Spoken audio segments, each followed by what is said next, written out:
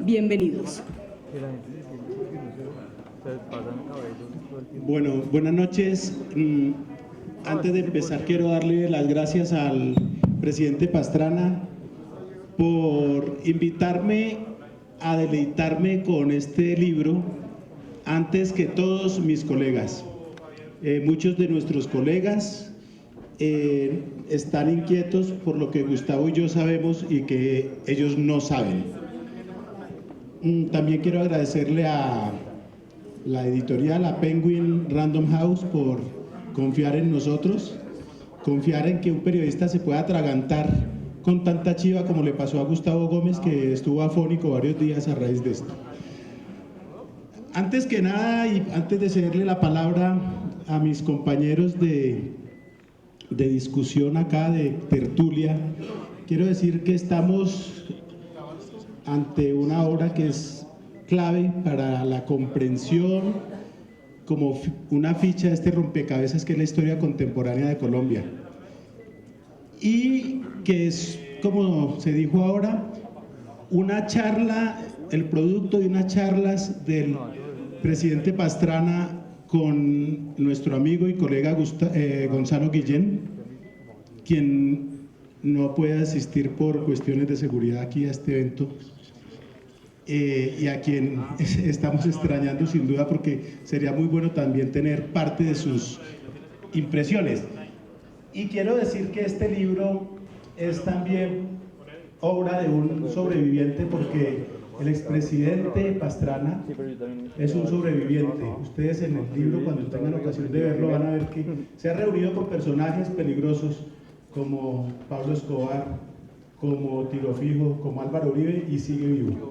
Entonces, yo creo que vamos a tener una conversación muy amena. Vamos a intercambiar unos datos que el país no conocía y que el presidente cree que ya es hora de que se sepan.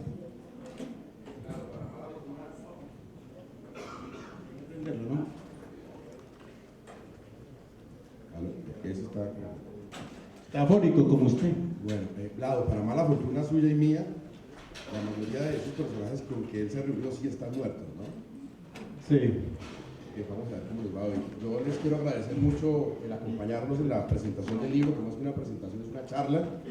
Les presento excusas por la laringitis, ella insistió en acompañarme hoy aquí y no me quedó más que traerla. Solo quiero hacer dos apreciaciones muy puntuales, sobre el libro que ustedes van a tener oportunidad de comenzar a leer desde esta misma noche a la salida del acto. La primera es que me parece que es muy loable que el expresidente Pastrana, teniendo varios caminos a escoger para el libro, en vez de, por ejemplo, tomar el farragoso camino de una biografía aburridísima, cronológica, hartísima, llena de autoelogios y de ditirambos y cosas como chigorrodescas, lo que hizo realmente fue escoger unos capítulos de su vida que eran importantes también para el país, relatárselos a un periodista que tiene el músculo suficiente para plasmar la forma agradable que todos sabemos que tiene el presidente Pastrana cuando habla, cuando conversa, y regalarles un libro que puede para muchos tener cosas que no están, pero tiene muchos elementos básicos de la historia de este país reciente, además de manera entretenida. La segunda cosa que tiene este libro, que me parece que es muy importante, y yo quiero presentarle también las cosas al presidente, porque fui un poco prejuicioso, es que cuando él me llamó y me dijo que si iba a acompañarlo aquí, dije, uy, esto debe estar lleno de odio, esto tiene que ser destilar veneno por todos lados, porque cuando un expresidente pasa sus cuentas de cobro, las pasa en tinta roja. A medida que iba leyendo el libro, me di cuenta que es un libro que no tiene odio, que no está fundado en la base de denigrar, acabar, destruir y dinamitar a los demás, sino que narra unos episodios que obviamente en algunos momentos son delicados, son duros, comprometen la vida profesional, la vida pública de mucha gente, pero siempre con una altura increíble. Como nosotros no vamos a centrarnos en muchos de los detalles puntuales, quiero adelantarle a mis amigos los Samper, a Daniel sobre todo, a Daniel hijo, que el libro no lo escribió usted. Que hay una parte del libro donde se hace un gran elogio de ellos, cosa que me llamó mucho la atención encontrar, y el tratamiento que se da a contradictores políticos como el expresidente Samper es de una altura única, de una cortesía absoluta y de un tacto genuino e impecable. Adelante, Vlado. Bueno, no, yo creo que antes vamos a dejar que el presidente Pastrana haga una corta introducción y entramos en materia porque ustedes deben estar que estallan de la curiosidad. Ahora sí. Bueno, muchas gracias primero a Penguin Random House que hayan creído en este proyecto, en estas memorias olvidadas. Desde el primer momento, cuando hablamos con Gabriel Iriarte, que fue también mi editor en otra editorial con la palabra bajo fuego, el primer libro que escribimos, cuando comenzamos a hablar de estos episodios personales, fue el primero y el más entusiasta de todos para que escribiéramos esta parte de la historia de Colombia. Yo creo que si hay un político de los últimos, ¿qué diría yo?, casi 20 años más vilipendiado, más atacado por todos y cada uno de los distintos sectores y medios de comunicación, creo que tiene un nombre que se llama Andrés Pastrana. Cada vez que hablamos, cada vez que decíamos, cada vez que contábamos nuestras verdades, siempre recuerdo yo temas como los narcocassettes, apátrida, vendepatrias, ¿por qué sale a dañar la imagen de Colombia? Simplemente estamos contando una verdad, o se cree o no se cree, ahí está. Y de ahí todos estos episodios de la vida que le hemos contado a Gonzalo Guillén. El primer secuestro político de los extraditables fue el mío. Como dice el propio Popeye, yo todas las mañanas le doy gracias a Dios de estar vivo. El narcocassettes, todo lo que se dijo en los narcocassettes, todo, y algunas cositas más que vamos a contar hoy van a comprobar todo lo que dijimos. Temas como el Plan Colombia, ya inclusive estamos perdiendo la paternidad del Plan Colombia, ya hay otros. Leí esta mañana al presidente Santos diciendo, no, yo fui el que hablé con Clinton, yo me senté con Clinton, le dije a Clinton. Bueno, hasta eso nos toca cuidar. Temas que además con este libro se escribe es con la perspectiva de la historia, con la tranquilidad que le puede dar a uno ver la historia desde la lejanía, y cosas nuevas, cosas inclusive que hasta ayer me contaban historias nuevas sobre muchos de estos hechos que hemos narrado, o que ustedes se van a enterar. Pero frente a todas las críticas que puedo tener de mucha gente, o las críticas que se puede hacer a Andrés Pastrana, siempre hay dos cosas que por lo menos me reconocen. Coherencia, que yo creo que es lo más importante, y la verdad, que lo que hemos dicho siempre es con la verdad, que es lo que le da tranquilidad a Nora, ya no a los niños, porque ya es Santiago, Sabina, a Laura y a Valentina. Y con ese concepto se hizo de hablar, simplemente de contarle a Gonzalo Guillén, que es muy triste que hoy no esté con nosotros también, porque está amenazado de muerte. Como ustedes saben, Gonzalo ha sido el hombre que sacó a la luz pública todo lo que sucedió en La Guajira, con el gobernador de La Guajira que está hoy preso. Inclusive hoy me decía, cuando antes de venir, nos recibió un Twitter que dijo, si usted está esta noche, tendrá un abrazo guayú. Por eso Gonzalo hoy nos acompaña, pero también gracias a Gonzalo es que pudimos escribir este libro o contar esta historia, que mucha gente a veces me la ha oído, otros toda la historia, la mitad de la historia, faltaron algunos hechos, pero bueno, yo quiero agradecerle a Gonzalo, y de verdad que estamos muy tristes, tanto Gustavo como Vlado y yo, de que él no nos pueda acompañar esta noche, y en buena parte por muchas de las cosas que contamos y nunca se investigaron, y eso es lo que a veces también le da una tristeza de lo que pasa en nuestro país. No voy a hablar más porque yo creo que ya conversé todo con Gonzalo, es reiterar lo que hablamos con Gonzalo. Yo creo que aquí hay dos conversadores mucho mejor que yo, que es Vlado y Gustavo, a quienes les agradezco que estén hoy aquí, que nos estén acompañando. Y bueno, ya dejamos a ver qué es lo que van a preguntar. Hay una cosa, perdón Gustavo, hay una cosa, porque yo dije, con este libro hay algo que es muy curioso, y es que no se ha filtrado nada de lo que está escrito ahí hasta hoy. Los colegas periodistas nos regañan, nos dicen que por qué no nos dan un capítulo, que por qué no nos dan. Gabriel, entonces la editorial, que vamos a entregar un capítulo al uno, al otro, y no se ha filtrado nada. Empiezan a decir, no, es que si empieza el nombre por A, no termina por eso, no sé. Es que este no sé qué cosa.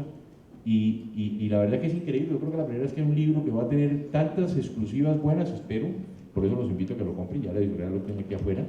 Pero no se van a salir todavía. A la salida, todavía no lo pueden comprar. A la salida, pues agradecerles también a Gustavo y a Vlado, que desde hace ya varios días los tienen en su poder, y también yo creo que, conociendo que como soy yo periodista, están bien atragantados. Yo le dije, mire, lo más importante es que todas las exclusivas, todas las chivas son de ustedes.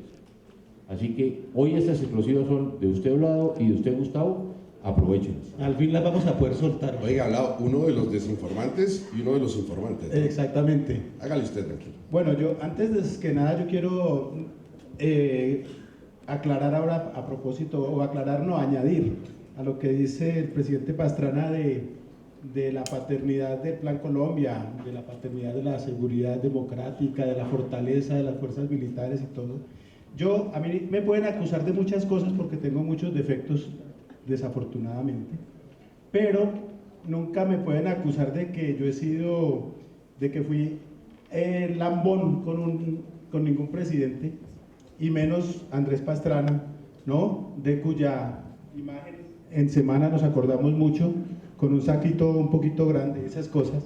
Ese libro es pirata. Este es pirata, esta es la versión pirata del libro, porque mientras me llegó la de verdad me tocó piratearlo, y ya lo estoy vendiendo en los semáforos, pero vale el doble de lo que vale aquí, así es que mejor que lo compren acá.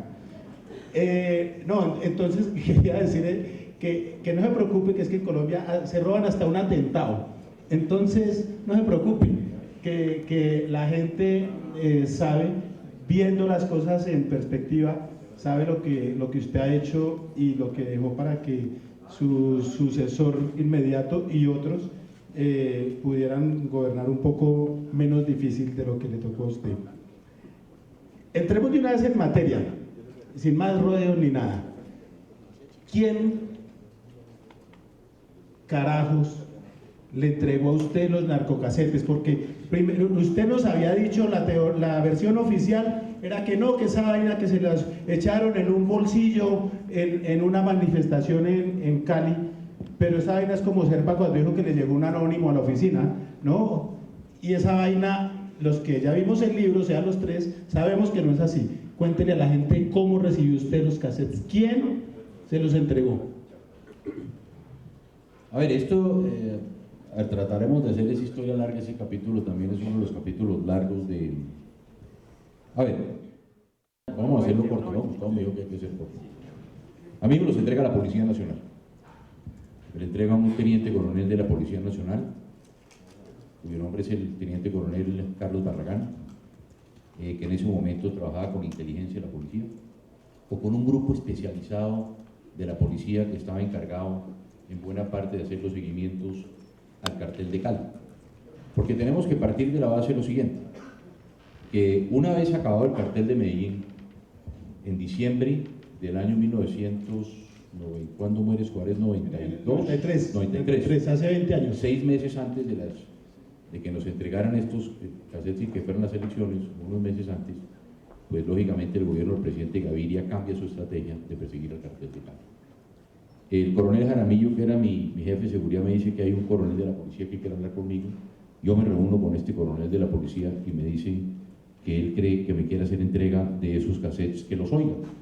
Y yo los oigo, él y yo oímos en mi oficina, en la soledad de Bogotá, los cassettes.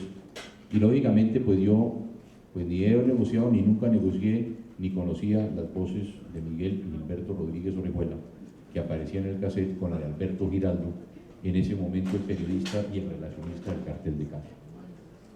¿Cuál es mi preocupación? Pues, ¿son verdad? ¿Son mentiras? ¿Es una trampa que nos están tendiendo? Entonces, pues ustedes lo van en el libro, y lo más importante, para resumirlo aquí, que en buena parte también es lo que me lleva a escribir este libro. Yo digo, tengo que presentarle esto ¿a quién? Al primer magistrado de la nación. ¿Quién es el primer magistrado de la nación? El presidente de la República. Se lo aconsejó otro primer magistrado. Primer magistrado de la nación. Era mi padre. Cuando yo le digo a mi padre y le muestro los cassettes, me dice, su obligación es llevárselo al primer magistrado El primer magistrado, que es el presidente de la República, para entendernos, debe proteger la Constitución y las leyes, y uno de los aspectos más importantes es defender la democracia. Por eso voy donde el presidente César Gaviria. Él estaba en Cartagena, creo que era la cumbre iberoamericana que terminaba. Yo le digo que quiero hablar con él, me recibe en las horas de la tarde, le digo que quiero ir secretamente a Palacio porque un candidato 4 días antes de las elecciones llegar a la presidencia era muy complicado, porque iban a decir qué hace el candidato aquí. Y voy donde el presidente Gaviria, está todo el relato, me siento con el presidente Gaviria y le digo, traiga por favor, presidente, pida una grabadora que quiero que usted oiga los míos. Y la pone, y pone la grabadora y oye los casetes. Lo primero que me llama a mí la atención, yo voy con Luis Alberto Moreno como testigo y le pido al presidente Gaviria que esté el ministro de Defensa, que era Rafael Pardo, como testigo de él.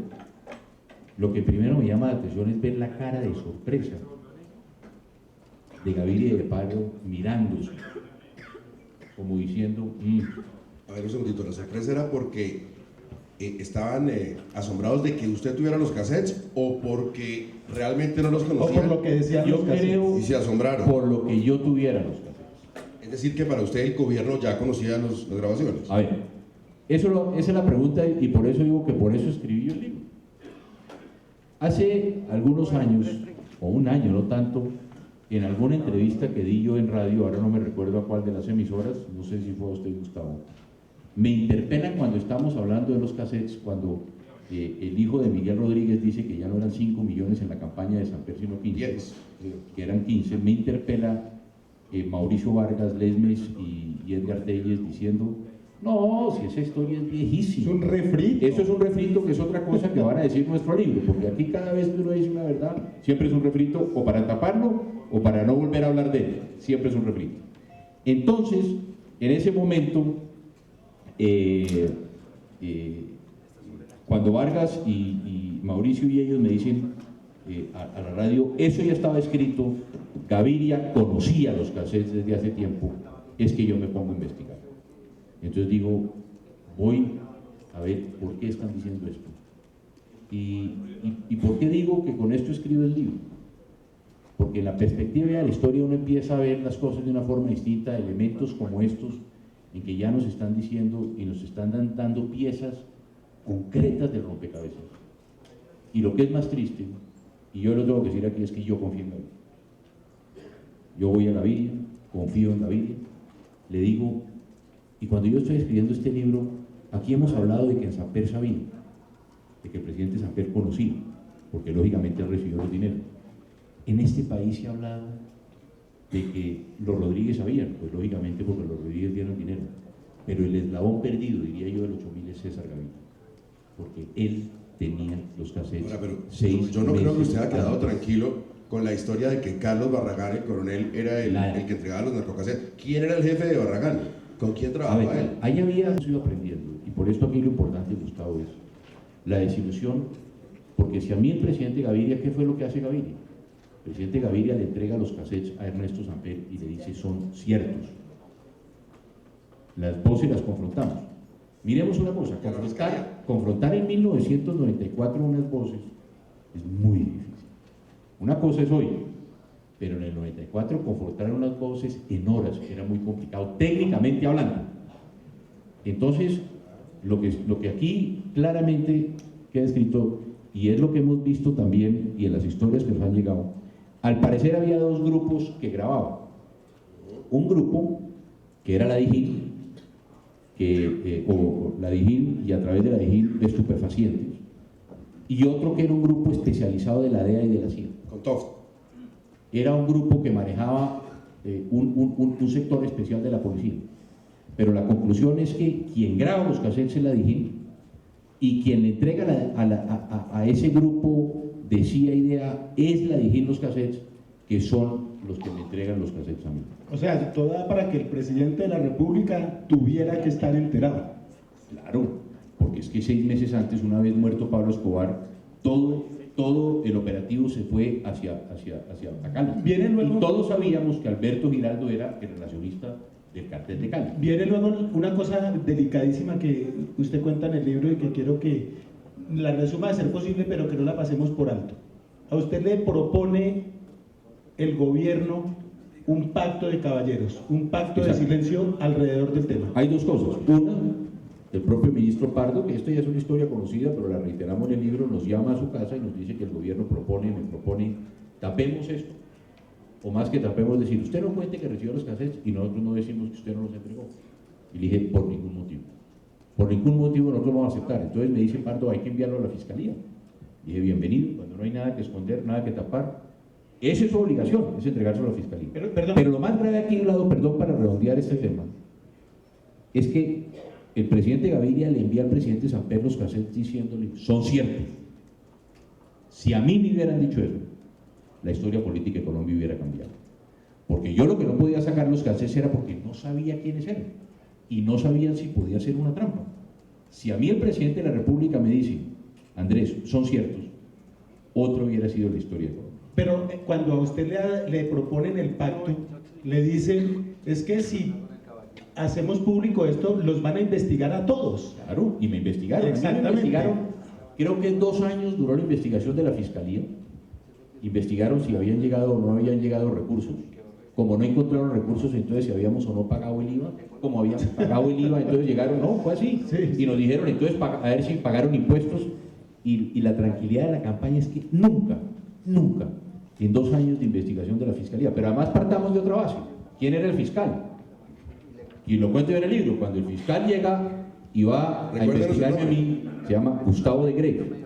Entonces el fiscal de Grey va a mi oficina y me dice, doctor Pastrana, voy a tener que investigarlo a usted. Y dije, bienvenido, señor fiscal. Pero su respuesta... Pero yo solo le voy a hacer una pregunta. ¿Usted ya investigó a su hija? Me dije, ¿cómo así que investiga? Y dije, no, es que su hija es la tesorera de la campaña de Ernesto Samper. Por lo tanto, la que ha recogido los dineros de la campaña de Ernesto Samper es su hija. Bienvenida a la investigación, pero también que se investigue ella. A ver, presidente. Y hoy, el señor de Grey no tiene visa en los Estados Unidos, por todo lo que se comprobó también de su relación con el cartel. Presidente, que viene aquí a decir la verdad, y en este libro está planteando unas verdades, pero yo quiero que nos cuente toda la verdad. Ay. ¿Por qué no nos contó en ese momento que había recibido, o 1 año después, o 2 años después, cuando la temperatura hubiera bajado, que recibió los cassettes de un policía que estaba dedicado a las escuchas, que trabajaba muy cercano a grandes oficiales, a la DEA en Colombia, y que de pronto tenían la preocupación de que no iba a pasar nada con las grabaciones? ¿Por qué no nos contó? A ver, en el libro lo van a leer, Gustavo. ¿En qué? Yo organicé un operativo en mi sede y además nos inventamos un nombre. Es que me recuerdo un día que con Hugo Chávez hablábamos y yo estaba hablando con Chávez y me dijo, bueno, voy a enviarle a un amigo que era Camilo Gómez, el comisionado de paz Alarigo. Entonces cuando me llames, dígame, Andrés, que el barco está arribando a puerto. Le diga, no, hombre, diga Chávez, pues si usted aprendió eso en la escuela de inteligencia, eso sí ya no quedamos mal, ¿no? Entonces nos inventamos un nombre que creo que es Colombianos Honorables y le mandamos de mi sede política con el coronel Jaramillo los cassettes a todos y cada uno de los directores de medios de comunicación de Bogotá. Y no pasó nada. Nada. Nadie tuvo el valor y el coraje de publicarlos. Pero además lo más raro, en un cóctel, les voy a dar otra chiva que no está ahí, en casa de Juan Manuel Santos. Hubo, yo no sé si fue un día antes o 2, y una de las personas encargadas de los cassettes estaba allá, y estaba en un grupito allá en una esquina reunidos, y todos hablaban, ¿qué opina de los cassettes? ¿Qué pasó con los cassettes? Oiga, ¿usted los va a publicar? Pero eran periodistas. Todos periodistas, todos los directores estaban hablando, ¿usted los va a publicar? No, mire, a mí me llegó esto, no, a mí también. Todos los directores, inclusive, están hasta chiviados Mauricio y Lesmes, porque ellos se los entrega, porque el único colombiano, y aquí está Enrique Gómez y hago ese homenaje, que tuvo el valor de publicarlos, posiblemente le llegaron después de las elecciones, es Álvaro Gómez Hurtado. Si Álvaro Gómez Hurtado no los publica en el noticiero 24 horas, nunca se habían publicado los narcocassettes. Pero ¿por qué nos echó el cuento de que le metieron los cassettes en una manifestación? Porque tenía que proteger primero, a ver, la fuente, como periodistas hay que poner la fuente primero. Segundo, comprobar si eran ciertos o no. Que después nos enteramos, y es que esto nos hemos ido enterando después. A mí no me dijeron ese mismo día es que se los enviamos a Samper, sino años después yo me entero. Por eso es que digo yo que Gaviria en ese caso era el que sí sabía. Y si me hubiera dicho, oiga Andrés, este cassette es cierto, había muchas cosas que podían pasar. Inclusive en el libro está escrito, y usted lo ha gustado, cuando yo le iba a Samper, lo único que me quedaba a mí por hacer era preguntarle a Ernesto Samper, oiga, si en su campaña o en la mía se encuentra un peso en narcotráfico, renunciamos a la presidencia de Colombia. Y él nunca quiso contar. Bueno, aquí viene, indudablemente aquí quedan claras dos cosas. Una, que a usted le dieron la espalda los políticos. Dos, le dieron la espalda los periodistas. Pero eso sí, ¿quién lo manda a ser periodista y político?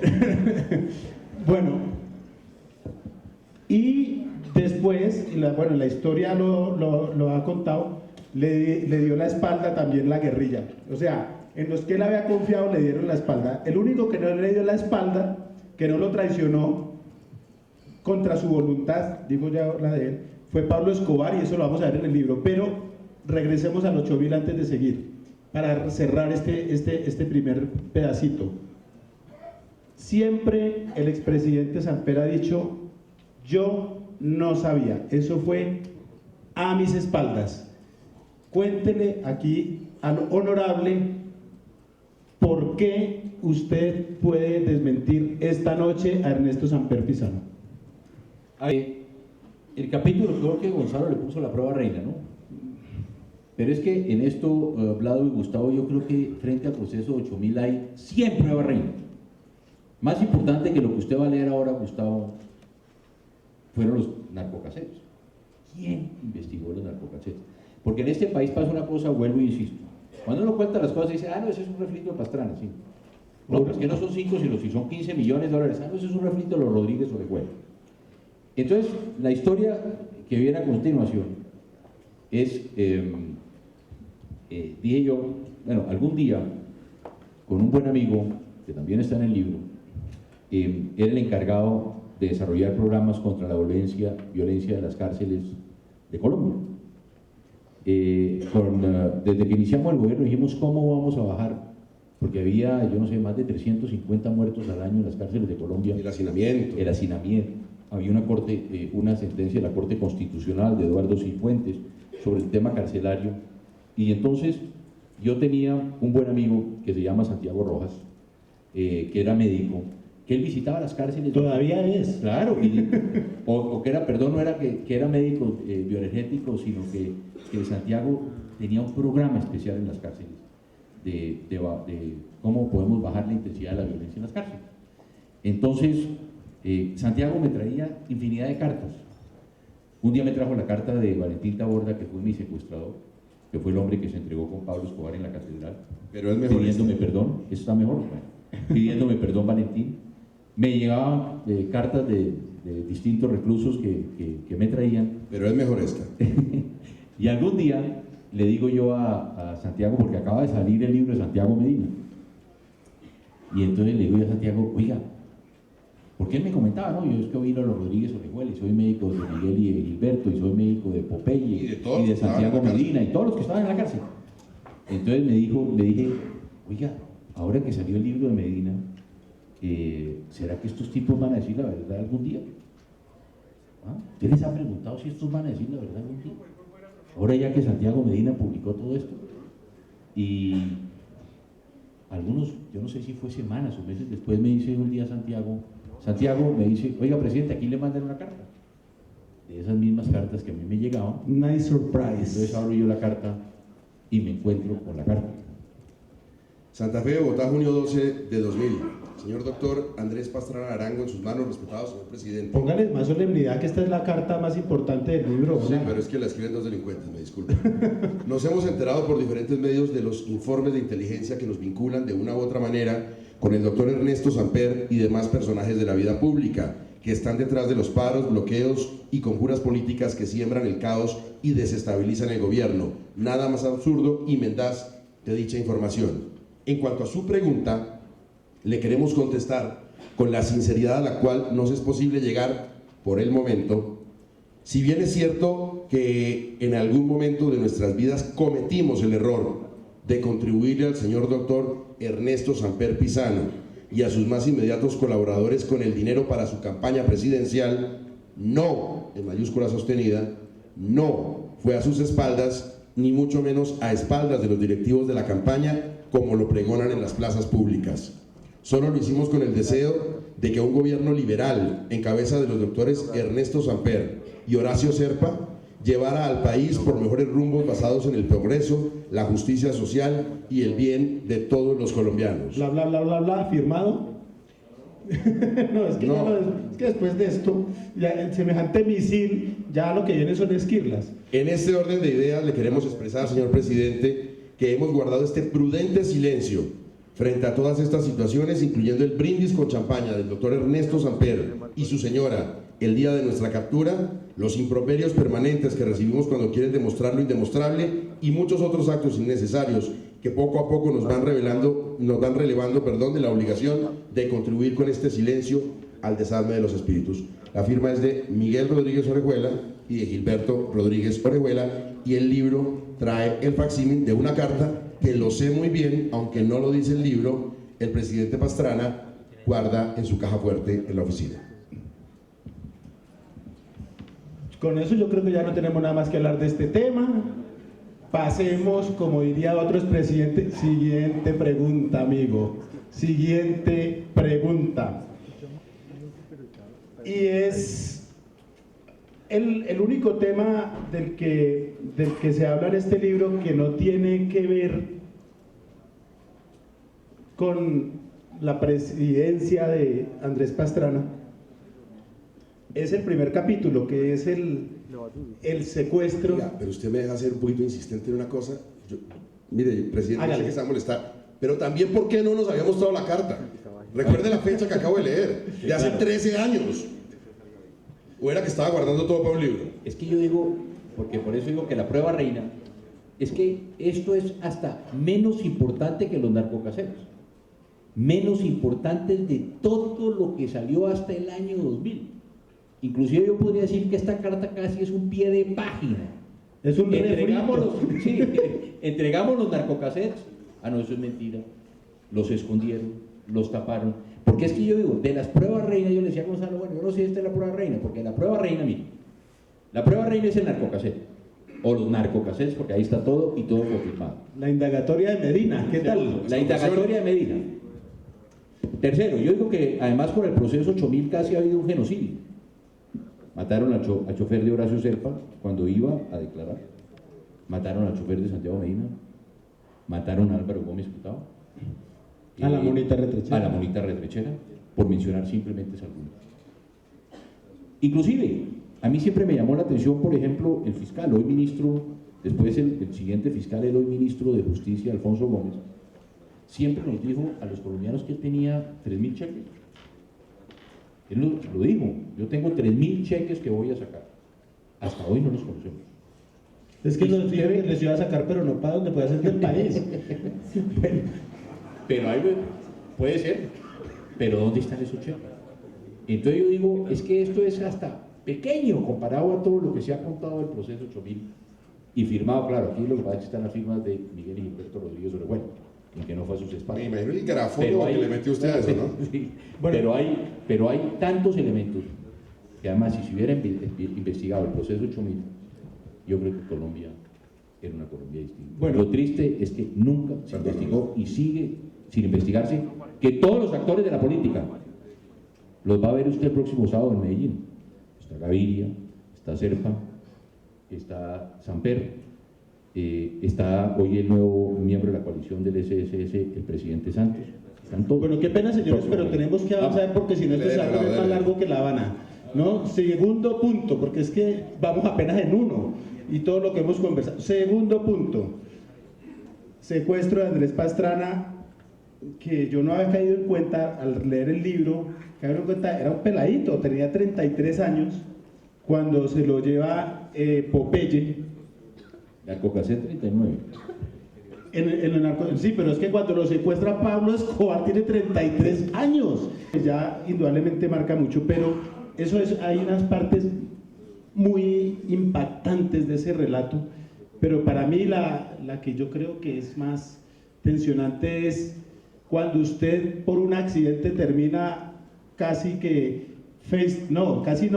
cara a cara, face to face con Pablo Escobar. ¿Usted qué sintió en ese momento? Le aclaro la cosa, ¿no? Se le acuesta en la cama. Se Pablo le Escobar. echa, sí. Se le echa en la cama. Para los que no saben, porque aquí hay muchos El secuestro. Por eso, En la finca. a Andrés Pastrana lo secuestran, se lo llevan en un carro, lo tienen aquí en una casa campestre al norte de Bogotá y después en un helicóptero se lo llevan a Antioquia, lo meten en otra casa y allá le presentan accidentalmente al señor Pablo Escobar. Cuando lo meten al carro, que él no se ha inscrito para la alcaldía de Bogotá, comienza a coger un poco de hueco, se pega en la cabeza en el baúl y dice, ya sé que es lo primero que voy a hacer si soy alcalde de Bogotá. Arreglar los huecos de Bogotá. Pero hablemos de la charla con Escobar. Eso de los huecos está o no en el libro. Sí, claro. Y nada que hemos podido con los Y huecos. nada. Sí, ese es otro tema que yo también, por temas históricos. Conciso, porque Clinton nos está esperando. Tema de seguridad personal, tema de mi familia y otros factores de seguridad. Solo hasta este libro se cuenta que yo estuve con Pablo Escobar en la noche de mi secuestro. Y fue un tema cuando yo hablo cuando llegan a mi celda, en la segunda noche que yo estoy secuestrado, hacia eso a las 11 de la noche, que yo no había llevado ya 2 días sin dormir, con la angustia y la preocupación, ponen una silla contra una pared, me vendan los ojos, y llega un agente y me dice, buenas noches. Entonces yo, ¿cómo puede decir usted buenas noches? La angustia y la preocupación mía era, estos me van a fusilar aquí, enfrente a esta pared, en esta silla, y empiezan a hablar entre ellos. Bueno, ¿lo hacemos adentro o lo hacemos afuera? No, hagámoslo adentro. No, mejor hagámoslo afuera, que nadie se da cuenta. Y entonces empieza mi angustia y mi preocupación de pensar si me van a matar y si lo hacen adentro o lo hacen de afuera de la celda en que ellos me tenían retenido. Dicen, no, hagámoslo afuera, hagámoslo adentro. Bueno, hagamos adentro o afuera, ¿qué? Entonces dicen, usted no tiene derecho a hablar, cállese. Entonces cuando me dicen que vamos a hablar con mi padre y que van a hacer algunas exigencias y que en ese diálogo que vamos a tener yo no puedo decir absolutamente nada, sino que lo va a decir un hombre que estaba ahí. Entonces bajamos y hablamos con mi padre, hablo con mi mamá, hablo con Nora y después vuelvo a subir a la habitación. Cuando ya regreso a la habitación, y en ese caso un poco lo que le sucede a uno como secuestrado es que mientras que uno no dialoga con su familia, es mucha la angustia y la preocupación que uno tiene porque uno sabe que está vivo, pero en el otro lado no sabe si uno está vivo o está muerto. Y ese día ya cuando yo hablé con mi familia dije, listo, ya hablé, ya no sé si me maten o no me maten, pero ya ellos quedaron tranquilos. Entonces en ese momento me dicen, le vamos a quitar la venda, pero si se voltea para atrás a mirar, tenemos que matarlo. Yo le digo, no voy a mirar atrás, tranquilo. Así por las buenas. ¿Qué quiere tomar? Me trajeron una Coca-Cola y yo me doy cuenta que en mi cama yo estaba, la celda mía era una celda de 1x3 o 2x3. Yo tenía mi cama y tenía en diagonal. Ajá, sí, en diagonal en el cuarto. Y a este lado tenía pues radio y televisión que ellos me habían dejado. Entonces en ese momento había alguien que sabía mucho de extradición y empezaron a hablar del tratado de extradición y la presión que tiene que hacer su padre, la presión que tiene que hacer ustedes, la presión que tiene que hacer el país. La vía administrativa. La vía administrativa, por qué barco caído la constitucional se mete por el Consejo de Estado. Y hablaban y alguien yo decía, este hombre conoce el tema, sabe el tema, y discutíamos desde el punto de vista legal, yo discutía el tema con este señor, que nunca, y hasta hoy, no sé quién era, Popeye. Un abogado, sin duda. Era sin duda un abogado importante, pero Popeye me dice que es Mario Henao, el cuñado de Pablo Escobar. Entonces, parece que ellos hicieron un acuerdo de no decirse los nombres. Usted no me diga Mario y yo no le digo Pablo, porque Andrés es muy inteligente y nos pilla. Entonces, en un momento dado, el abogado dice, mire, Pablo, no sé qué cosa. Lo quemó. Yo no caí en cuenta. Entonces, en un momento yo estaba mirando la pared, mi cama estaba aquí, y en ese momento brinca alguien y se acuesta en mi cama. Me mataron. Y yo dije, aquí estoy muerto. Cuando yo me volteo, aquí me encuentro cara a cara a a Pablo Escobar Gaviria. Que había saltado para que no se cayera la grabadora. Sí. Y claro, en ese momento a mí se me congela la sangre, porque el comienzo del libro es una anécdota de 1982, 83. Es un dardo que usted lanza. Es un dardo. No, ese fue un cuento que me cuentan cuando yo era concejal. Escobar me había amenazado de muerte a mí desde el comienzo de los 80. Entonces, cuando yo ya veo a Pablo Escobar, me quedo frío. Y entonces lo único que hace es: doctor Pastrana, ¿cómo está? Y yo: ¿cómo quiere que esté? Digo yo, ¿no? Y comenzó ese diálogo más o menos, eso debió ser 2 de la mañana, hasta más o menos 5:30 de la mañana. Estuvimos discutiendo, y hay el relato está en el libro, que es un y le relato. explica, usted tenía mucha curiosidad de ver cómo funcionaba el negocio de las drogas, ¿no? Hablamos de todo el negocio de las drogas, como ustedes, hablamos del edificio Mónaco, hablamos de la bomba del edificio Mónaco, hablamos de la familia, hablamos del negocio, hablamos de todo. Y entonces a las 5:30 me dice: bueno, aquí le dejo un diario. Cuando me dice un diario, yo dije: esto va para largo. Aquí le dejo 2 libros que están ahí escritos. Un diario era un libro para que usted Para que tomara escribiera, apuntes. para que tomara apuntes, y por eso es que puedo reconstruir buena parte del secuestro. Y por último le dicen: dele al doctor Pastrana lo que quiera, lo que él pida, decirle.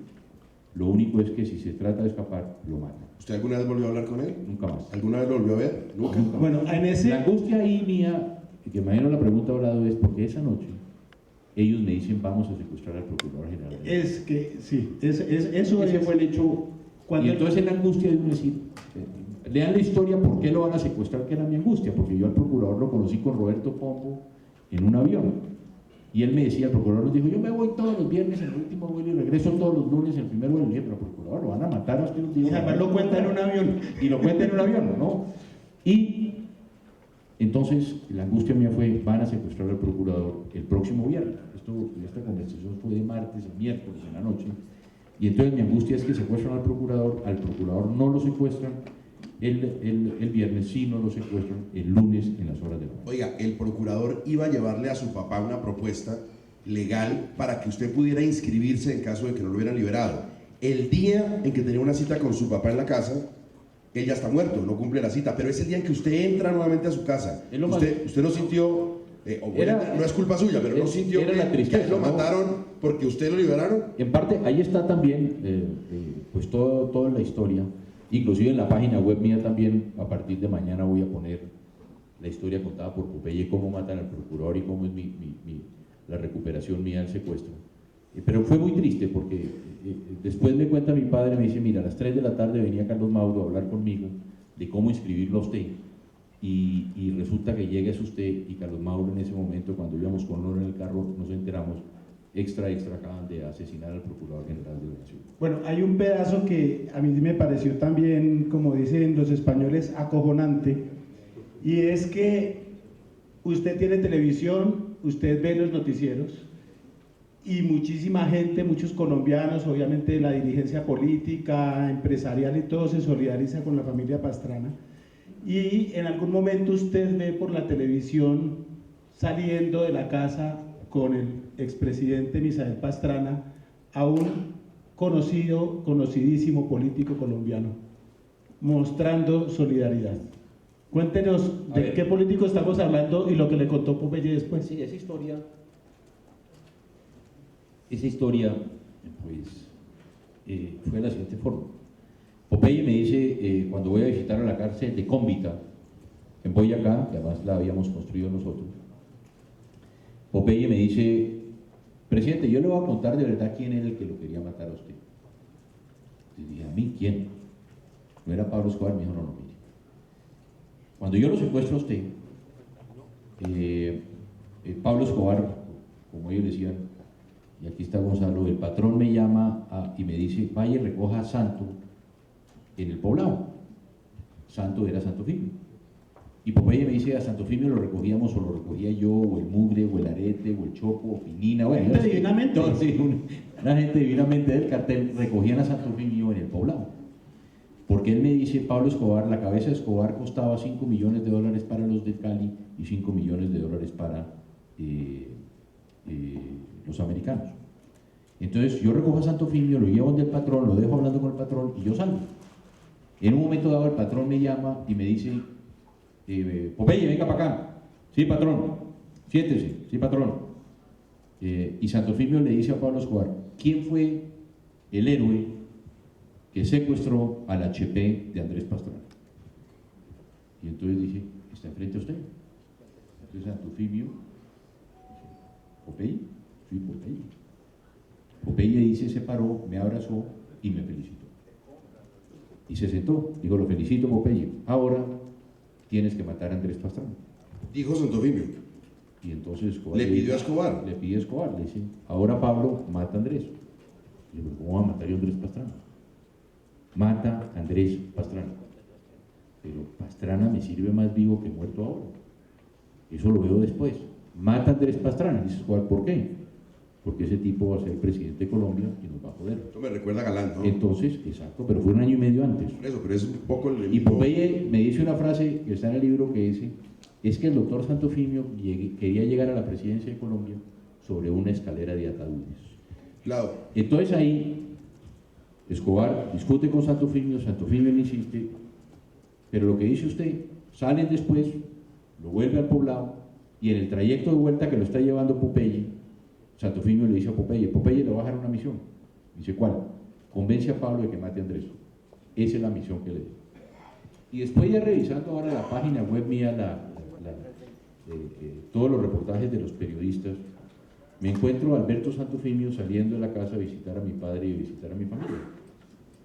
Y en eso Alberto Santofimio diciendo, vengo a expresarle al presidente Pastrana, a su familia, nuestra solidaridad en estos momentos, condenar todo acto de violencia que se pueda permitir.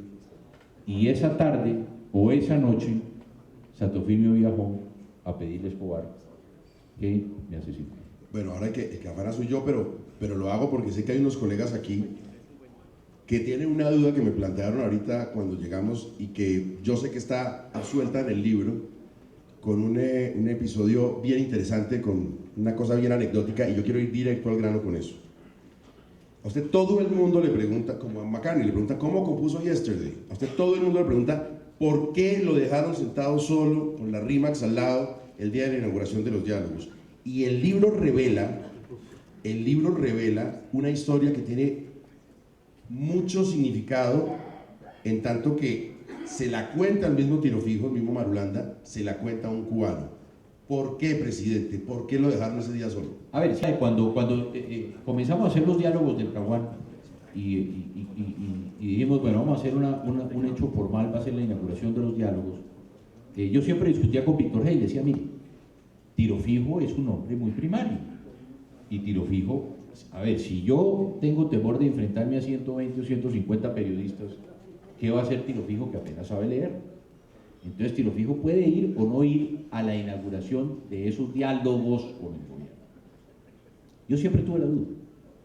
Y le dije a Víctor Hey, yo preferiría reunirme con Tirofijo, firmamos un papel en que se inician los diálogos y que comience la discusión. Pero Víctor G. le insistía. Insistió, le dije, perfecto. Es que ese Víctor G. sí, hola, qué vaina, hombre. Entonces Víctor G. insistía, le dije, perfecto. Pero yo, en ese momento, le dije a Camilo Gómez, que era mi secretario privado, escríbame en 2 discursos. Uno por si va y otro por si no va. Porque este no va a ir.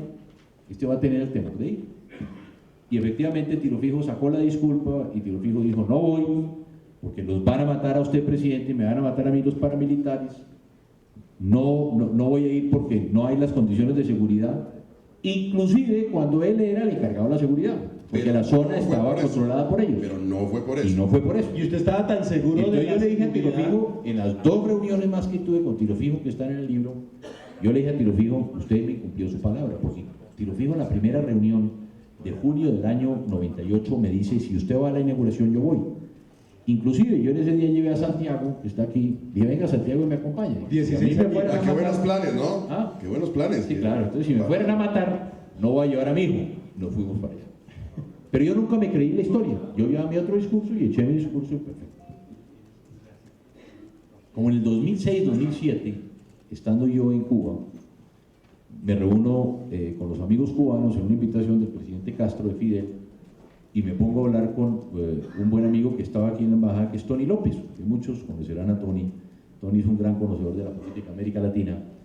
Y le digo yo a Tony López, oiga Tony, porque ese día hubo una comisión de Cuba en los diálogos, y ellos fueron a hablar con Tiro Fijo, y le dije, oiga, cuénteme la verdad, ¿por qué Tiro Fijo no fue a la inauguración de la mesa de diálogo? Como le digo, esto inclusive yo ya había escrito, Gustavo, un libro, La palabra bajo fuego. Entonces me dice, mira, le voy a contar la verdad. Tiro Fijo, nosotros cuando llegamos y nos enteramos de que Tiro Fijo no iba a ir, fuimos a la finca donde estaba Tiro Fijo, que se llama Villanora, que siempre es curioso el nombre también, ¿no? Villanora. Villanora se llamaba la finca donde estaba Tiro Fijo, y allá llegaron los Tiro tiranos. Fijo venía de la Uribe. Entonces le dice, ¿usted cómo no va a ir? Le dicen los cubanos, usted tiene que ir. El mundo está esperando que usted se haga presente. Usted no puede dejar de ir. Mire, allá está el mundo entero, 120 periodistas cubriendo. Está todo Colombia, delegaciones internacionales. Y mire lo que va a pasar. Como yo conozco al presidente Pastrana, y ya me he reunido con él, el presidente va a llegar, y cuando yo saludo al presidente Pastrana, el presidente Pastrana es muy buen tipo, nos vamos a saludar bien, afectuosamente, con el respeto, y cuando el mundo nos vea que Pastrana y Tiro Fijo se están saludando, ¿qué van a pensar? Van a decir, como se saludaron Pastrana y Tiro Fijo, ya se hizo la paz. Y apenas ese día vamos a empezar el diálogo. Apenas vamos a comenzar. Incluso la guerrilla en ese momento pensaba, nos traicionó. No, entonces después, exacto, entonces Tiro Fijo dice, el mundo va a creer que hice yo la paz con Pastrana, y yo es apenas que vamos a comenzar a hablar. Pero ¿qué va a pensar la guerrilla? La guerrilla va a pensar que yo me le entregué a Pastrana y que hice la paz con Pastrana, y por lo tanto voy a tener problemas internos. Y eso fue lo que pasó. Y si usted se pone a pensar de verdad, Tiro Fijo, que era un pragmático y político, dijo, no vamos a enviar esta señal porque apenas es el comienzo de unos diálogos. Bueno, pues es curioso que unos presidentes llevan a los hijos a zonas de distensión, otros los llevan a zonas francas, ¿no? Pero curioso. Pues no, pues no es una acotación. Pues estoy hablando del hijo del expresidente Pastrana, que tenía 16 añitos en esa época, y que en lugar de estar en una zona de distensión debía estar en la zona rosa. Pero bueno, sigamos, porque usted ya le está poniendo suspicacias a la vaina. Me está citando fuera de contexto, dicen. Cartagena de Indias, 2002. No, pero espéreme. No, espéreme, al lado. ¿Usted qué? Pero es que no tenemos tiempo. No, la última. La última de este tema, la última. Y creerle que me toca a mí poner orden. Déjeme la última. No. ¿A usted se le ocurrió la zona de distensión? ¿Se la inventó usted? No. Bueno, y aquí está, y hoy nos acompaña aquí Franco Vicenti, que era el encargado del programa de Naciones Unidas, precisamente. Ahí está la historia de cómo fue el mandato por la paz. Claramente nos da en 1997 la guía o la luz o el faro para los candidatos que aspiramos a la presidencia en el año 98. Yo ni siquiera aspiraba a la presidencia en el año 97. Hasta hoy todavía 10 millones de colombianos votaron por la paz. Hasta hoy. La votación más alta. Nunca ha habido una votación tan alta como esa. ¿Y qué sucede? Yo recuerdo cuando ya soy presidente electo de Colombia, el programa de Naciones Unidas me invita cerca de la calle 100, creo que quedaba la sede de las Naciones Unidas, y un grupo de colombianos se habían dedicado durante meses a trabajar el tema de la paz. ¿Cómo quiere?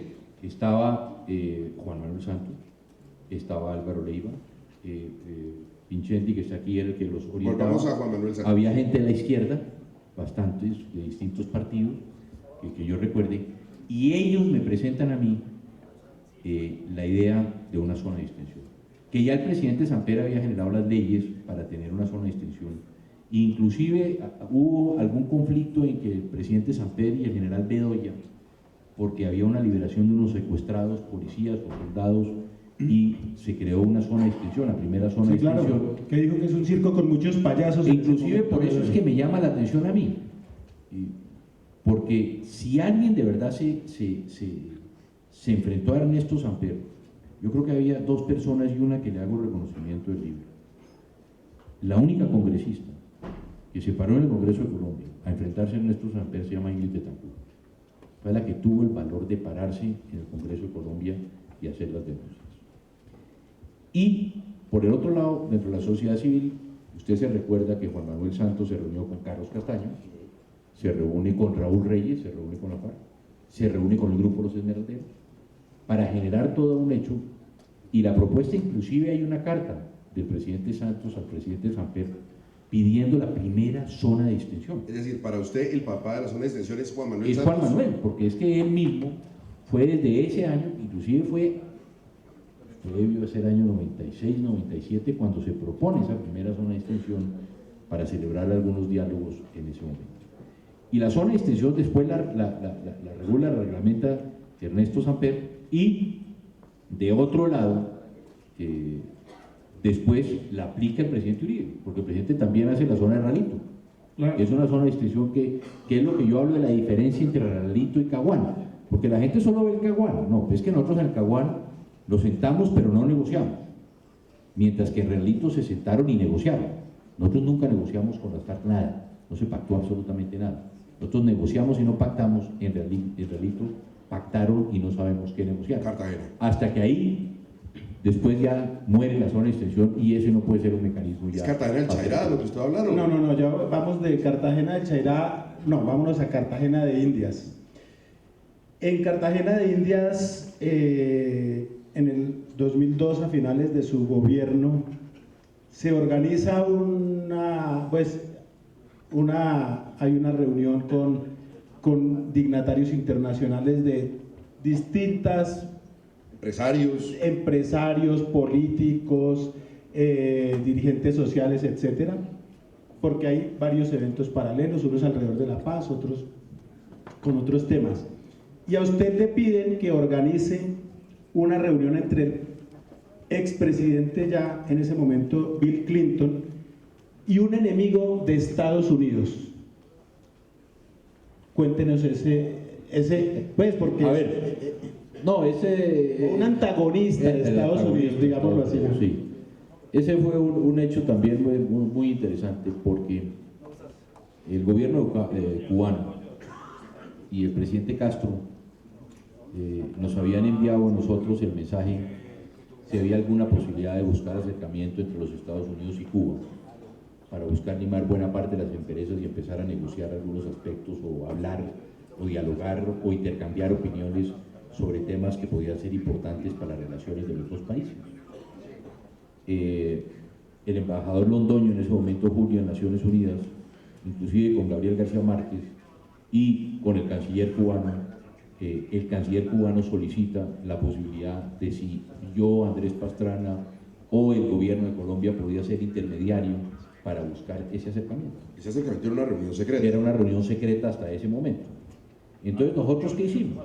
Nosotros lo que hicimos fue organizar una reunión en Cartagena con Felipe Pérez Roque, canciller cubano en ese momento, que era un hombre muy cercano a Fidel porque fue su secretario privado durante muchísimos años. Y entonces Camilo Gómez organizó una reunión en el Hotel Santa Teresa con Felipe para hacer una evaluación, porque Cuba estaba manejando y ayudando en ese momento al gobierno colombiano el tema con el Ejército de Liberación Nacional. Entonces hicimos la reunión, y del otro lado teníamos la reunión con el presidente Clinton y con los empresarios que habíamos invitado, a todos los empresarios de Colombia, al tema de competitividad, los habíamos invitado y estábamos presentándole al presidente Uribe, a todos los empresarios en este momento. El presidente Uribe, presidente electo. Se recuerda en ese momento, presidente electo. Le hicimos esa presentación a Uribe, le presentamos al presidente Clinton y le presentamos al canciller cubano para el tema del Ejército de Liberación Nacional. Entonces, cuando Felipe Pérez nos dice, ¿usted cree que el presidente Clinton se reúna conmigo? Dije, vamos a preguntarle al presidente Clinton. Vamos, y el presidente Clinton dice sí. Entonces, se organiza todo el esquema, pero ¿quién traduce? Está Clinton, que no habla español, y Felipe Pérez, que no habla inglés. Un canciller que no habla inglés. Entonces, ¿qué hacemos?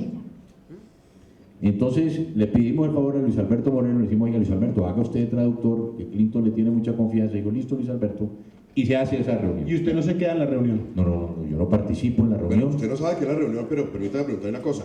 ¿El expresidente Clinton informa a su gobierno, al presidente de los Estados Unidos, que hubo reunión con el canciller cubano en Cartagena? No sé, ese es un dato en que el presidente Clinton se Tendrá reúne. que explicar en un ratito. Sí, ¿qué hablaron? ¿Qué hablaron? ¿Qué dialogaron? O Hillary. Sí, simplemente no, pero yo lo que creo que lo que trataba es decir, Clinton siempre estuvo muy atento, inclusive hay otras historias que no hemos contado del libro de Fidel Castro y de Clinton, de acercamientos, y muchos presidentes se han hecho, pero aquí lo más interesante es que después nos tocaba sacar a cada uno por lados distintos. En una lancha iba Clinton para el centro de convenciones de Cartagena y el otro a Felipe Pérez Roque para otro lado. La reunión fue en la casa de De huéspedes. la casa de inútiles. huéspedes ilustre allá. Listo. Y entonces dejamos a Clinton primero y después llevamos a Felipe. Y el canciller cubano, en ese momento, no sé si iba con Guillermo o con Camilo, el canciller cubano dice, bueno, esto es secreto, aquí vamos, que no lo cepillen, y abren una puerta y entran, ¿a dónde? A la sala de prensa. Claro que nadie lo reconocía. Sí. Y entonces todos los periodistas se quedan mirando a Camilo Gómez y a Felipe Pérez Roque, ¿no? Y Camilo, Está con el doctor Camilo. jala a Felipe o Guillermo y lo saca de ahí. Y después, por lo que estaba diciendo, yo creo que solo un periodista se dio cuenta que es Cecilia Orozco. Cecilia Orozco le dice a Camilo, venga para acá, sí. ¿Qué hace Clinton y Felipe Pérez aquí? En Cartagena. ¿Qué es lo que están haciendo al mismo tiempo Cartagena? Qué coincidencia que el canciller de Cuba esté cuando está un expresidente. ¿No hubo más reuniones de los dos? Y no hubo más reuniones y nunca supimos pues qué se habló. Una cosa curiosa de ese encuentro que Andrés Pastrana no sabía, yo le hice caer en cuenta ahora, y es que a mí me mandaron fotos de esa reunión y la mesa donde le tocó al presidente electo Álvaro Uribe Vélez se llamaba la calle del Arsenal. No, porque todas las mesas tenían un nombre y la de Álvaro Uribe se llamaba la calle del Arsenal. Dios sabe cómo hace sus cosas. Oiga, ya que usted mencionó hace un momento a Ingrid Betancourt, el capítulo que en el libro se dedica a ella me parece que es una enumeración muy puntual de todos los obstáculos que ella tuvo que superar por su propia decisión en términos legales y de advertencias de parte de la Presidencia de la República y de las fuerzas militares y de la policía para que no hiciera lo que hizo, que le costó lo que todos sabemos, le costó tantos años de tranquilidad. Pero hay una parte que usted narra aquí en el libro que no tiene aún respuesta, y es el hecho de que en algún momento un alto oficial le revela a usted que sabe dónde está Ingrid y que la puede liberar. ¿Usted le otorgó permiso a ese oficial para que hiciera el operativo de liberación o no? ¿Y por qué no se hizo? A ver, escribimos lo de Ingrid porque era importante dejar mucha claridad sobre cómo había sido el secuestro y todo, cómo habían sido todas las advertencias. Y el capítulo se llama Dígale a Ingrid que no haga pendejadas, que es de mi hermano Juan Carlos, que es muy amigo de Ingrid, siempre ha sido, y llamaron a Juan Carlos a decirle, el jefe de prensa de Ingrid, Juan Carlos, Ingrid se va a ir, trate de frenarla. Entonces dijo, pásemela. No, yo no puedo hablar. No, Ingrid me mata donde yo lo pase a usted. Entonces dígale que yo lo mando a decir que no haga pendejadas.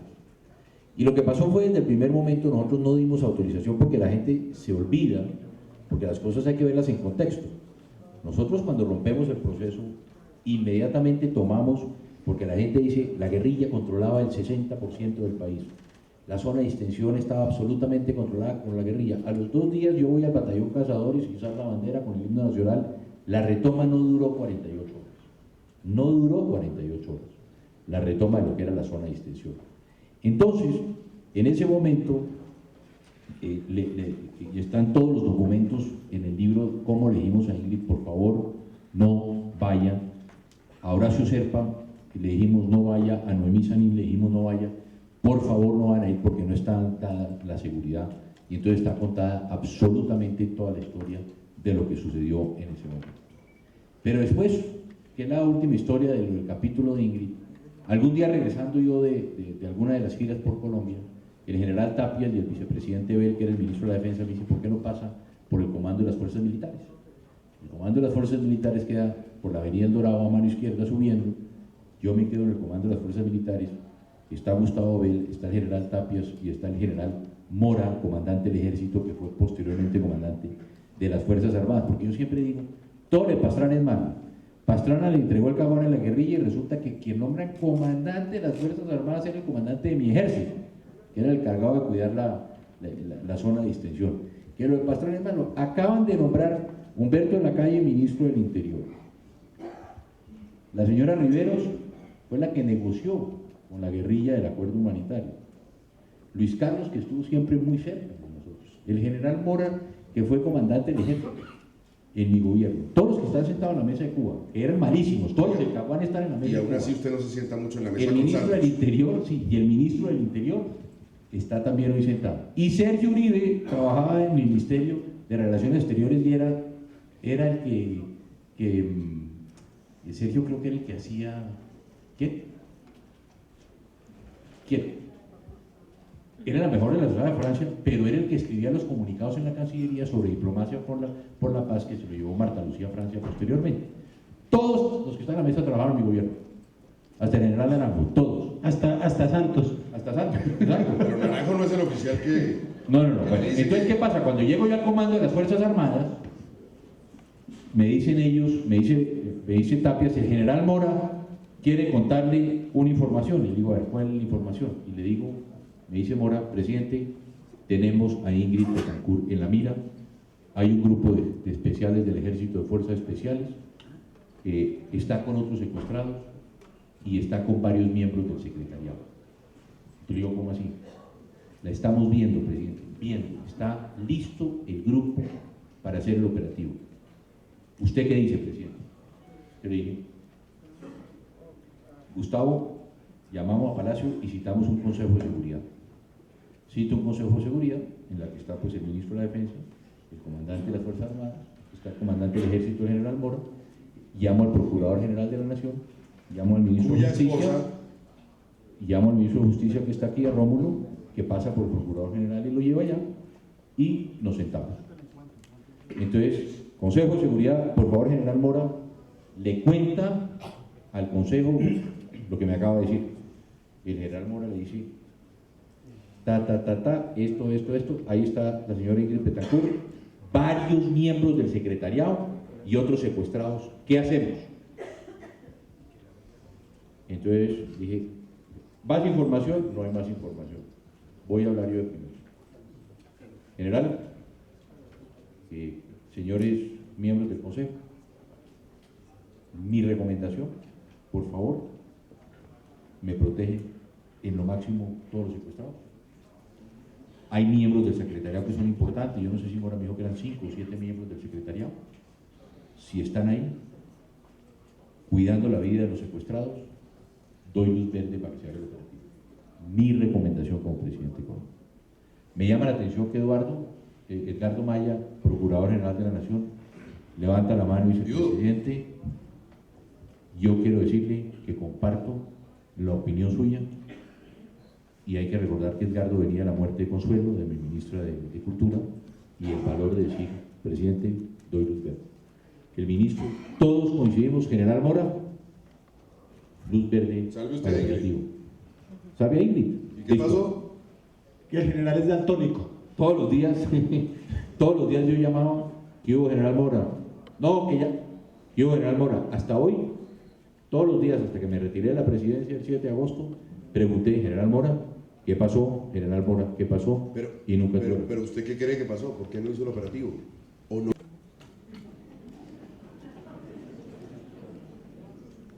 Lo hablábamos hoy con Enrique Gómez, ¿no? Que sí o no, presidente. Enrique. pero- Sí, es que es político. ¿Sí o no? No. No. Limítese el No, yo indagatoriado. creo que sí, la verdad que siempre hay temor, porque cuando hemos contado la verdad que hemos sufrido en carne propia todos estos hechos de la historia, es preocupante Oiga. porque en este país siguen sucediendo cosas que no queremos que pasen. Enrique Gómez me decía, hoy Enrique me corrige, desde que escribió Enrique su libro han muerto 8, ¿no? 8 testigos, desde que escribió el libro, que fue hace ¿cuánto? 2 años, 8 testigos muertos. Mire, le agradecemos mucho, presidente, pero sobre todo, en nombre de las personas que están aquí y de quienes van a comprar el libro, le agradecemos que sí haya dicho cosas, le agradecemos que sí haya revelado, le agradecemos que sí haya permitido que entráramos a la trasescena de episodios que son importantes en su vida, pero también para el país, porque aquí en este libro es diciendo y haciendo. Muchas gracias. Muchas gracias a todos. ¿verdad?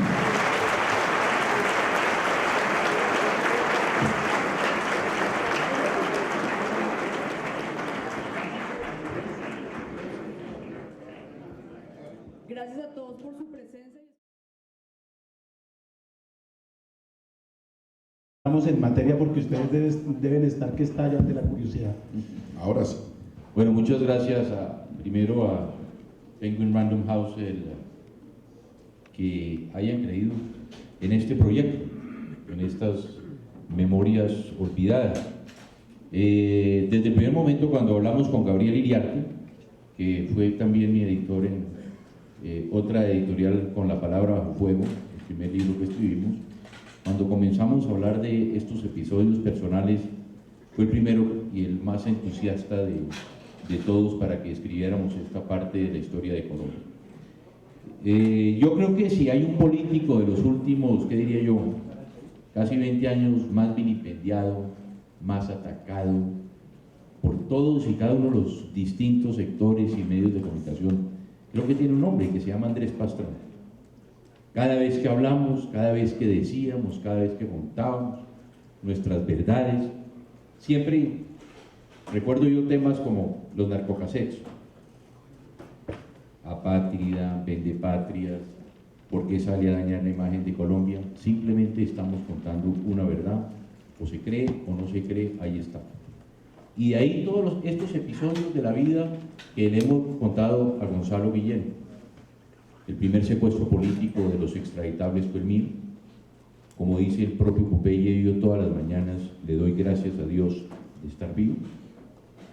El narcocassettes, todo lo que se dijo en los narcocassettes, todo, y algunas cositas más que vamos a contar hoy, van a comprobar todo lo que dijimos. Temas como el Plan Colombia, ya inclusive estamos perdiendo la paternidad del Plan Colombia, ya hay otros. Leí esta mañana al presidente Santos diciendo, no, yo fui el que hablé con Clinton, yo me senté con Clinton, le dije a Clinton. Bueno, hasta eso nos toca cuidar. Temas que además con este libro se escribe es con la perspectiva de la historia, con la tranquilidad que le puede dar a uno ver la historia desde la lejanía.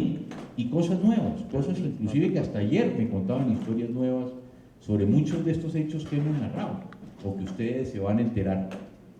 Pero frente a todas las críticas que puedo tener de mucha gente, o las críticas que se puede hacer a Andrés Pastrana, siempre hay dos cosas que por lo menos me reconocen. Coherencia, que yo creo que es lo más importante, y la verdad, que lo que hemos dicho siempre es con la verdad, que es lo que le da tranquilidad a Nora, no ya no a los niños, porque ya es Santiago, Sabina, a Laura y a Valentina.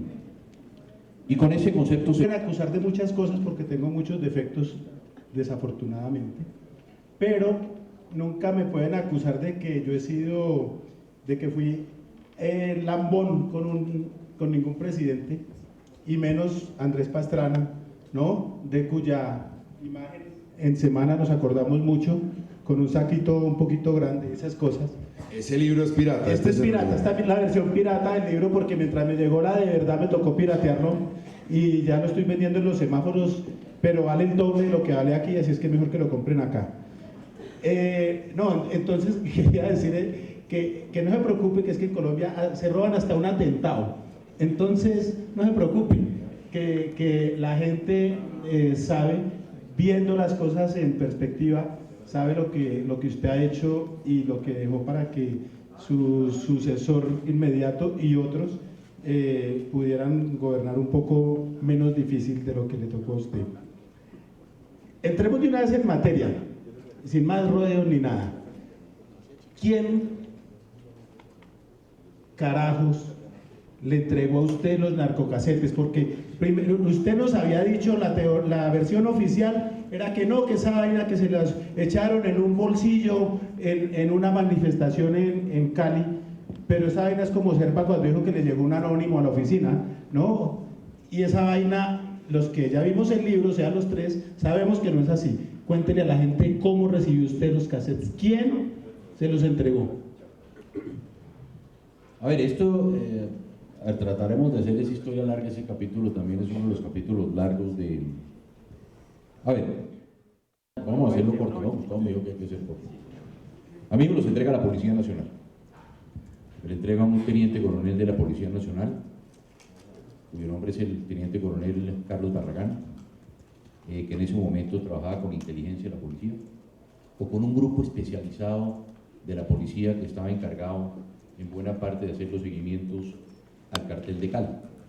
porque tenemos que partir de la base de lo siguiente, que una vez acabado el cartel de Medellín, en diciembre del año 1990, ¿cuándo muere Suárez? 92, 93, hace 20 años. 6 meses antes de que nos entregaran estos cassettes y que fueron las elecciones, unos meses antes, pues lógicamente el gobierno del presidente Gaviria cambia su estrategia de perseguir al cartel de Cali.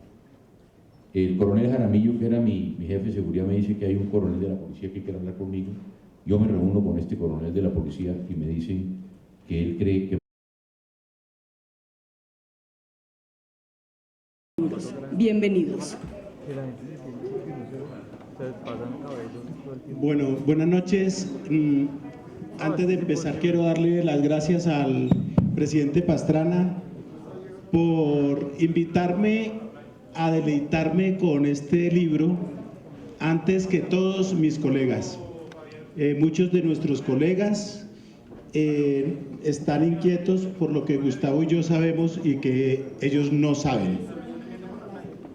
También quiero agradecerle a la editorial, a Penguin Random House, por confiar en nosotros, confiar en que un periodista se pueda atragantar con tanta chiva como le pasó a Gustavo Gómez, que estuvo afónico varios días a raíz de esto. Antes que nada, y antes de cederle la palabra a mis compañeros de discusión acá, de tertulia, quiero decir que estamos ante una obra que es clave para la comprensión como una ficha de este rompecabezas que es la historia contemporánea de Colombia. Y que es, como se dijo ahora, una charla, el producto de unas charlas del presidente Pastrana con nuestro amigo y colega Gonzalo Guillén, quien no puede asistir por cuestiones de seguridad aquí a este evento, y a quien estamos extrañando sin duda, porque sería muy bueno también tener parte de sus impresiones. Y quiero decir que este libro es también obra de un sobreviviente, porque el expresidente Pastrana es un sobreviviente. Ustedes en el libro, cuando tengan ocasión de verlo, van a ver que se ha reunido con personajes peligrosos como Pablo Escobar, como Tiro Fijo, como Álvaro Uribe, y sigue vivo. Entonces, yo creo que vamos a tener una conversación muy amena. Vamos a intercambiar unos datos que el país no conocía y que el presidente cree que ya es hora de que se sepan.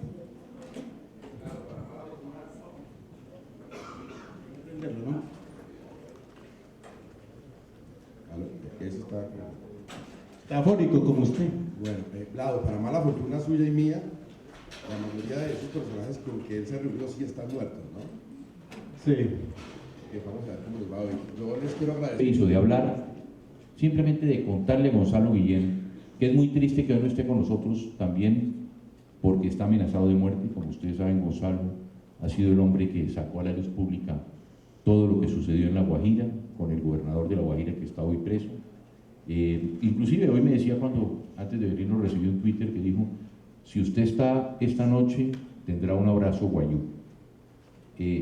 Por eso Gonzalo hoy nos acompaña, pero también gracias a Gonzalo es que pudimos escribir este libro o contar esta historia, que mucha gente a veces me la ha oído, otros toda la historia, la mitad de la historia, faltaron algunos hechos, pero bueno, yo quiero agradecerle a Gonzalo, y de verdad que estamos muy tristes, tanto Gustavo como Vlado y yo, de que él no nos pueda acompañar esta noche, y en buena parte por muchas de las cosas que contamos y nunca se investigaron, y eso es lo que a veces también le da una tristeza de lo que pasa en nuestro país.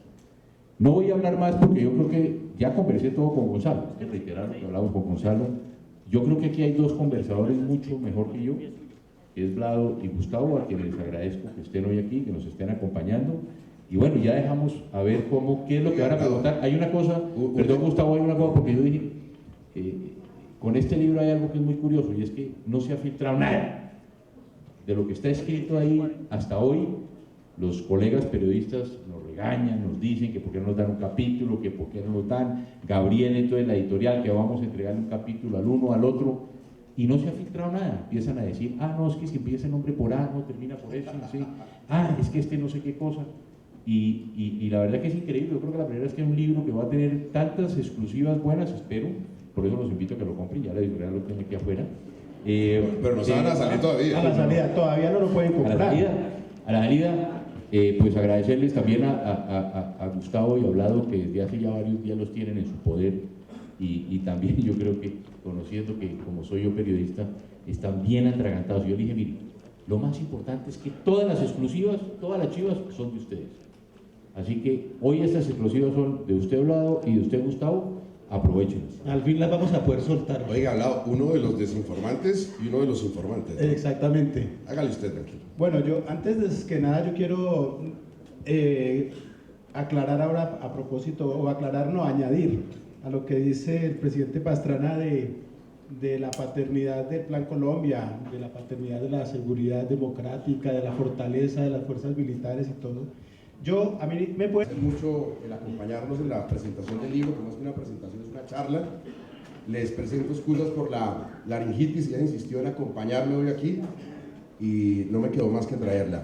Solo quiero hacer dos apreciaciones muy puntuales sobre el libro que ustedes van a tener oportunidad de comenzar a leer desde esta misma noche a la salida del acto. La primera es que me parece que es muy loable que el expresidente Pastrana, teniendo varios caminos a escoger para el libro, en vez de, por ejemplo, tomar el farragoso camino de una biografía aburridísima, cronológica, hartísima, llena de autoelogios y de ditirambos y cosas como chigorroescas, lo que hizo realmente fue escoger unos capítulos de su vida que eran importantes también para el país, relatárselos a un periodista que tiene el músculo suficiente para plasmar la forma agradable que todos sabemos que tiene el presidente Pastrana cuando habla, cuando conversa, y regalarles un libro que puede para muchos tener cosas que no están, pero tiene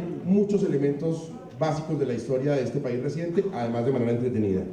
La segunda cosa que tiene este libro, que me parece que es muy importante, y yo quiero presentarle también las cosas al presidente, porque fui un poco prejuicioso, es que cuando él me llamó y me dijo que si iba a acompañarlo aquí, dije, uy, esto debe estar lleno de odio, esto tiene que ser destilar veneno por todos lados, porque cuando un expresidente pasa sus cuentas de cobro, las pasa en tinta roja. A medida que iba leyendo el libro, me di cuenta que es un libro que no tiene odio, que no está fundado en la base de denigrar, acabar, destruir y dinamitar a los demás, sino que narra unos episodios que obviamente en algunos momentos son delicados, son duros, comprometen la vida profesional, la vida pública de mucha gente, pero siempre con una altura increíble. Como nosotros no vamos a centrarnos en muchos de los detalles puntuales, quiero adelantarle a mis amigos los Samper, a Daniel, sobre todo, a Daniel hijo, que está el libro no lo escribió usted. Que hay una parte del libro donde se hace un gran elogio de ellos, cosa que me llamó mucho la atención encontrar, y el tratamiento que se da a contradictores políticos como el expresidente Samper es de una altura única, de una cortesía absoluta y de un tacto genuino e impecable. Adelante, Vlado. Bueno, no, yo creo que antes vamos a dejar que el presidente Pastrana haga una corta introducción y entrar